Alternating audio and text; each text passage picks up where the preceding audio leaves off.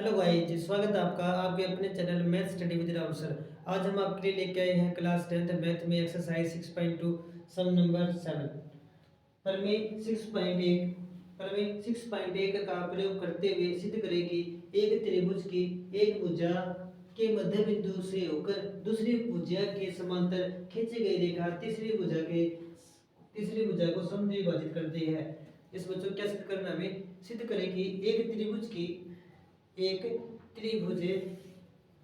इसमें जो आपको एक त्रिभुज दी हुई है।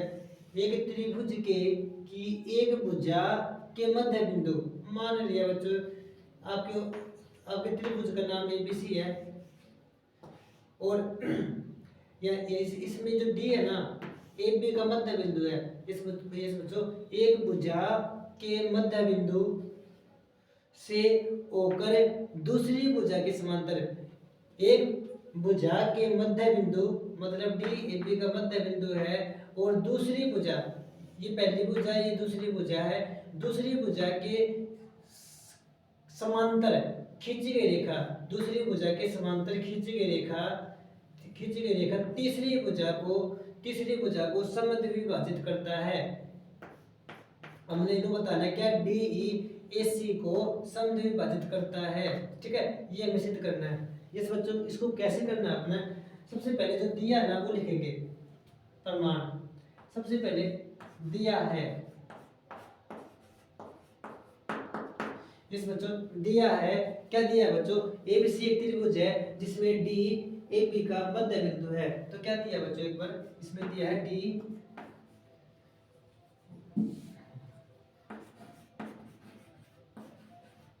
ए बी का मध्य बिंदु है।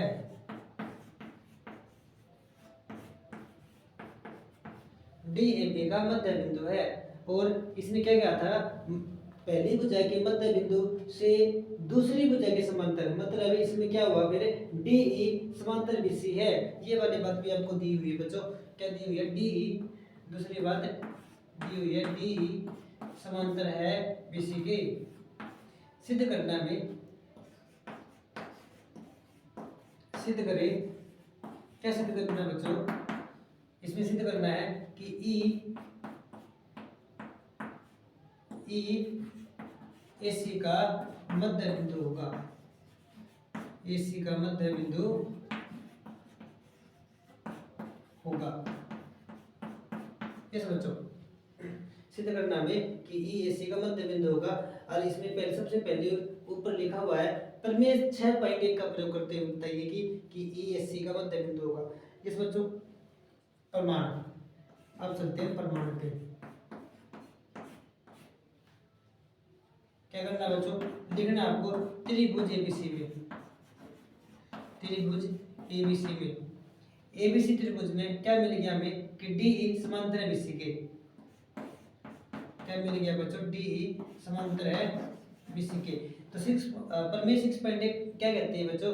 अगर एक भुजा दूसरे के समांतर होना, तो अगर भुजा समांतर होना तो संगत अनुपात बराबर होता है। इस बच्चों 6.1 प्रमेय यूज कर रहे हैं हम। अगर रेखाएं समांतर है तो संगत भुजा का अनुपात बराबर होगा। मतलब क्या होगा बच्चों? एडी बटा डीबी बराबर होगा ए बटा एसी। ये वाली बात कहां से आई बच्चों? प्रमेय 6.1 द्वारा। कहां से आई बात बच्चों? बात ये प्रमेय 6.1 द्वारा। ये बच्चों प्रमेय 6.1 यूज कर लिए हमने। अब क्या गिवन बच्चों में? ये आप इक्वेशन नंबर 1 मान लेंगे क्योंकि हमें गिवन है क्योंकि डी ए बी का मध्य बिंदु है, क्योंकि डी ए बी का मध्य बिंदु है। इस बच्चों अगर डी ए बी का मध्य बिंदु है तो क्या मिलेगा? क्या होएगा? इससे होएगा कि ए डी बराबर है डीबी। ए डी बराबर है डीबी। इस बच्चों इसमें आप ए डी और डीबी को किसी भी एक को बदल सकते हैं। यहाँ पे आपने क्या कर दिया? ए डी को ए डी रख दिया, हम डीबी को 80 रख सकते हैं। 80 बराबर है सामने चल रहा है ए ई बटा ए सी। इस बच्चों ये कट जाएगा, कट के बच्चों एक बटा एक आ जाएगा।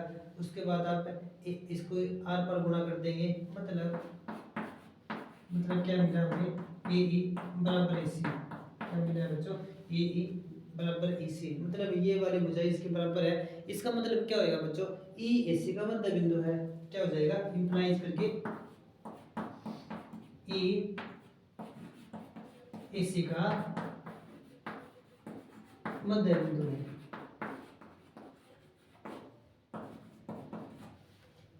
और यही बच्चों में ई ए सी का मध्य बिंदु है, यही बच्चों में सिद्ध करना था। This is our answer.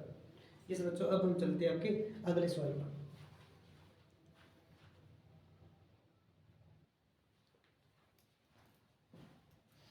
Hello guys, आपका सवाल नंबर 8, सवाल नंबर 8 है बच्चों। प्रमेय 6.2 का प्रयोग करते हुए, प्रमेय 6.2 का प्रयोग करते हुए सिद्ध करें कि एक त्रिभुज की किन्हीं दो भुजाओं के मध्य बिंदुओं को मिलाने वाली रेखा तीसरी भुजा के समांतर होती है। प्रमेय 6.2 का प्रयोग करते हुए सिद्ध करें कि एक त्रिभुज की किन्हीं दो भुजाओं के मध्य बिंदुओं को मिलाने वाली रेखा तीसरी भुजा के समांतर होती है।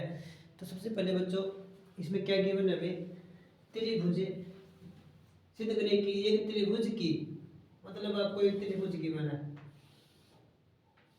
यस बच्चों, एक त्रिभुज गिवन है जिसका नाम हम लिख देते हैं एबीसी।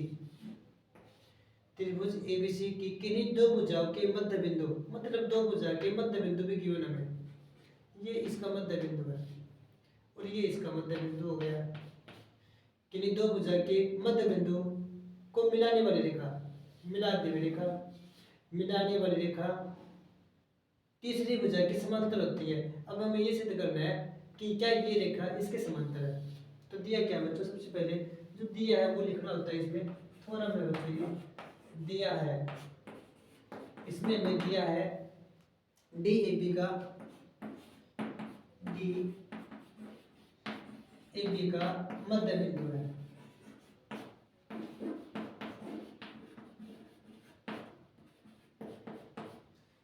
ई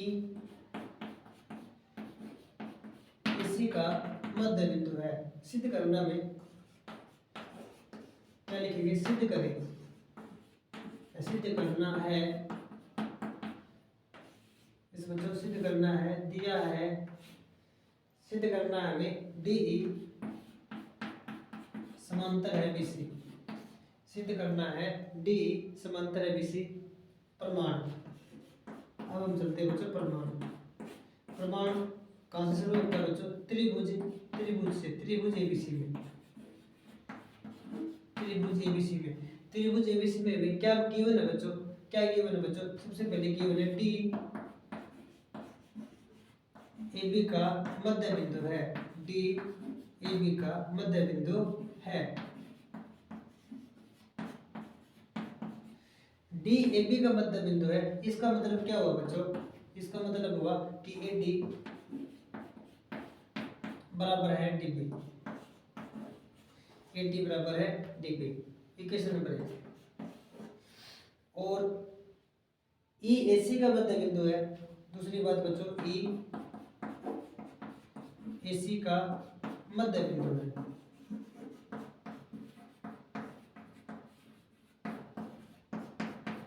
इससे क्या होगा बच्चों, ई एसी का मध्य बिंदु है, इस इट मीन ए ई बराबर है ई सी, मतलब ए ई बराबर है ई सी।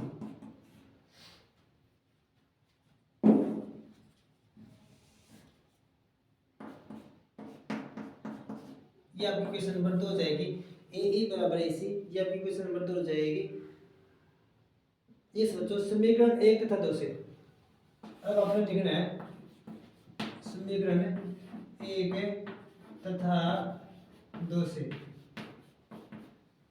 समीकरण 1 तथा 2 से अगर बच्चों हम इन दोनों को 1 से गुणा कर देते हैं, इन दोनों को 1 से गुणा कर देते हैं तो ए डी बटा डी बी क्या हो जाएगा, ए डी बटा डी बी बराबर हो जाएगा 1 बटा 1 के। और इसको भी एक से गुणा कर दिया हमने, गुणा एक से करने पर ए ई बटा ए सी, ए ई बटा ए सी बराबर हो जाएगा 1/1। ये सब बच्चों अब हम अगर इसको ध्यान से देखें तो ये भी इसके 1 के बराबर है, ये भी 1 के बराबर है। ये एक को हटा देंगे हम, ये दोनों आपस में बराबर हो जाएंगे। इट मीन इम्प्लाइज करके एडी बटा डी बी बराबर होगा ए ई बटा ए सी। ये वाली बात लिया है बच्चों। अब त्रिभुज एबीसी में, त्रिभुज एबीसी में हमने क्या निकाल लिया बच्चों, हमने निकाल लिया ए डी बटा डी बी ए ई बटा ए सी, मतलब अनुपात बराबर है। मतलब क्या होगा बच्चों, अनुपात बराबर है। तो 6.2 पर में यूज करते हैं हम। अगर बच्चों 6.2 पर में कहती है अगर इस तरीके से अनुपात बराबर है तो ये वाली जो रेखा है ना बच्चों इसके समांतर होती है। तो बच्चों 6.2 पर में का यूज करने पर हम लिख देंगे कि डी ई समांतर है बीसी के, डी ई समांतर है बीसी के। और यही हमें सिद्ध करना था। आप लिख देंगे हिंदी में इति सिद्ध, संस्कृत में इति सिद्ध। इसका मतलब होता है बच्चों यही हमें सिद्ध करना था। ठीक है, दिस इज आवर आंसर। इस बच्चों अब हम चलते हैं आपके अगले सवाल पर, सवाल नंबर 9।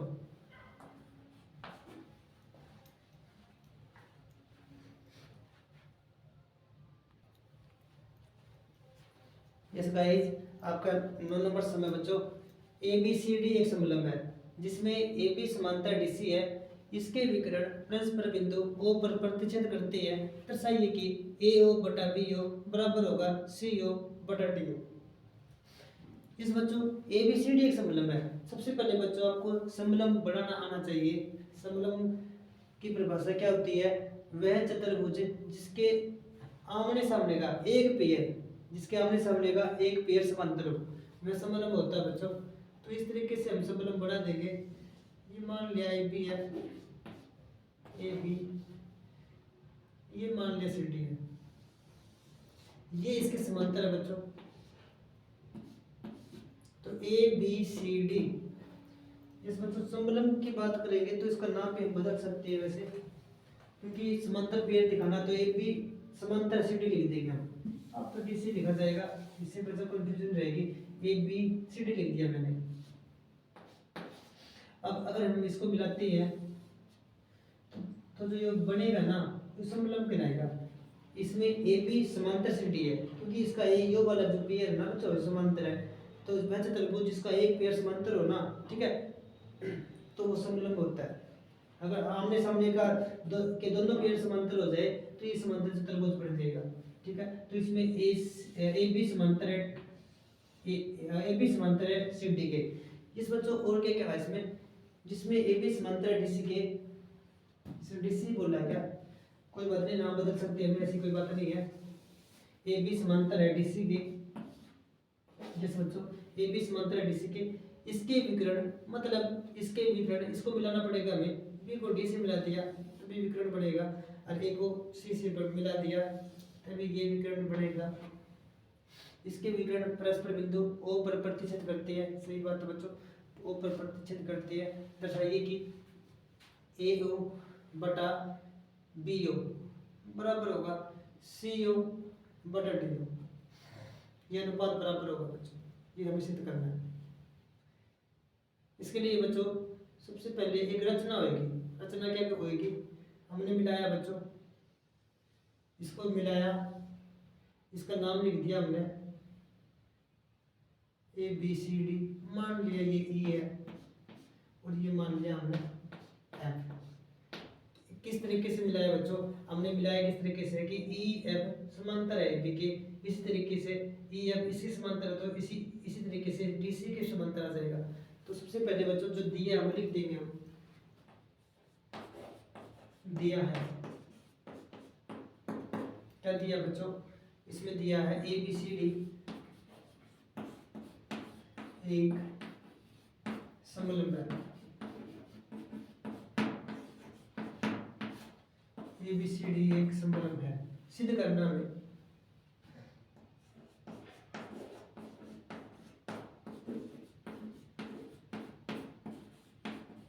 सिद्ध करना है ए ओ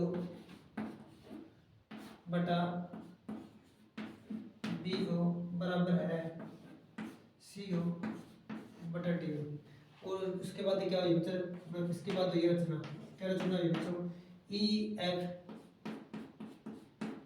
समांतर ए बी समांतर डी सी खींचा, खींची रेखा बच्चों खींची लिख सकते हैं। जैसे बच्चों ई एफ को ए बी और डी सी के समांतर खींचा। अब प्रमाण, अब चलते हैं बच्चों प्रमाण पे। प्रमाण के लिए बच्चों हम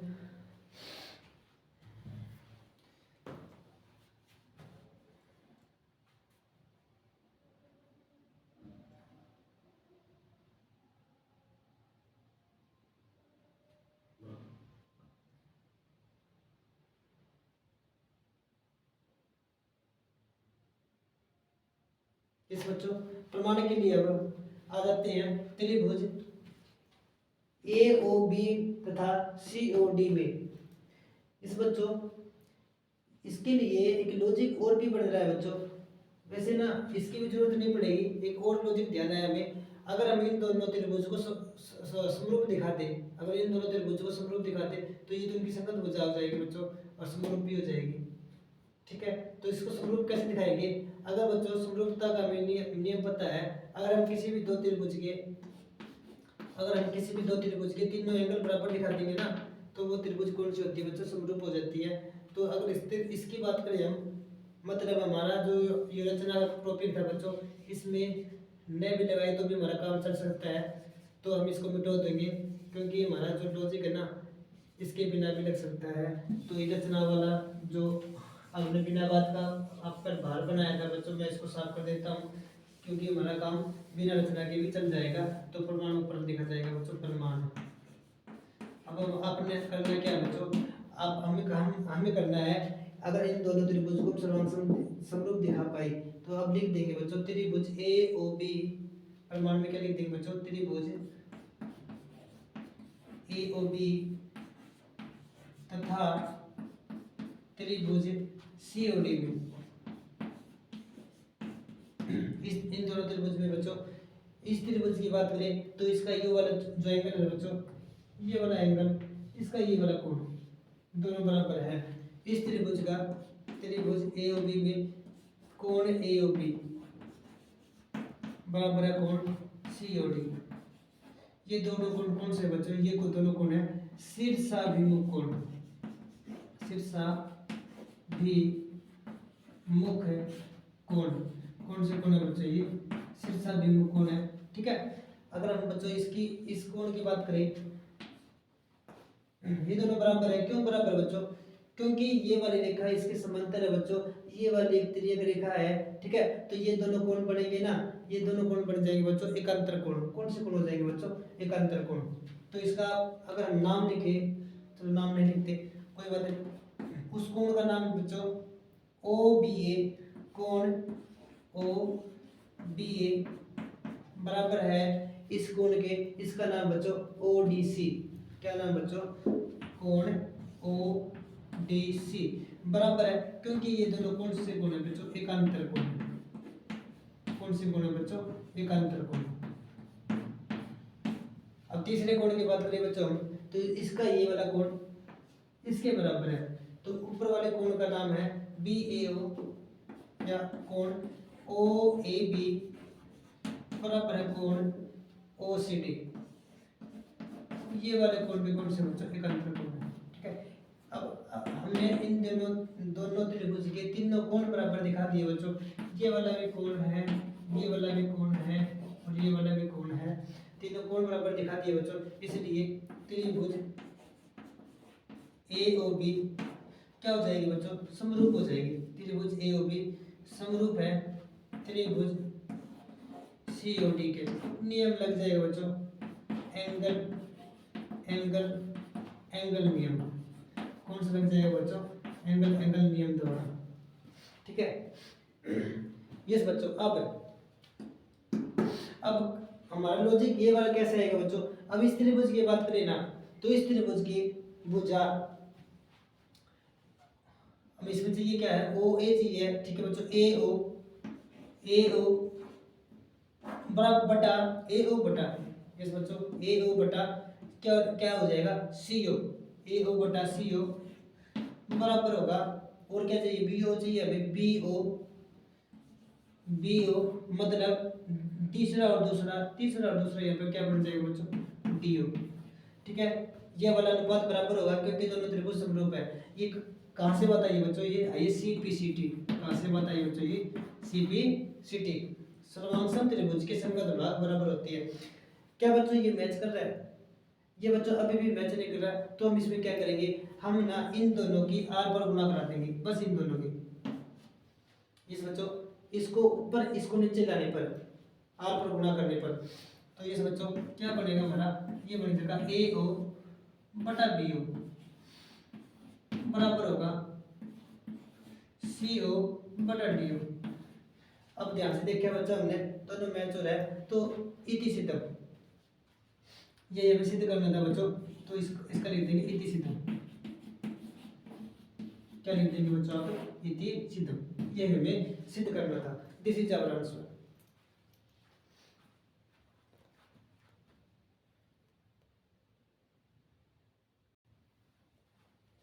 ये बच्चों आज के लिए इतना ही, आपका अगला सम रहेगा आपकी अगली वीडियो में, आज के लिए इतना ही, ओके, थैंक यू।